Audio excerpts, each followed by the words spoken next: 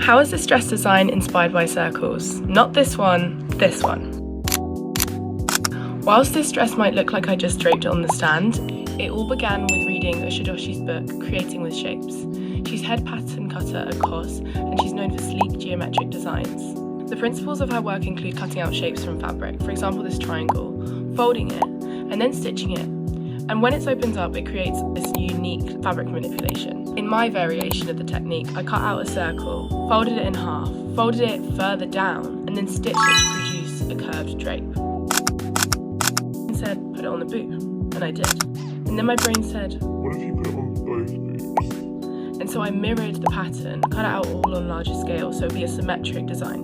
That's not the final dress. I knew I wanted something with more visual interest at the front and the back, and I cut out where I wanted the seam lines to be, and I replaced them with semicircles to create more volume at the hem, pleating excess fabric into the back. I made a quick draped bodice to hold up the skirt of the dress, and then I marked all of that information, took it off the stand, and cleaned up my pattern to make the toile and then to the final project. I bias bound all the seams and even made an extension to the facing so that the chest was covered where there would have been a really big gap.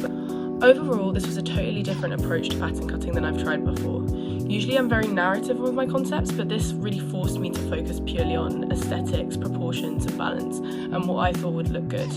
I think overall it made a more contemporary look and I'm really pleased with the outcome. And that is how my dress was inspired by circles.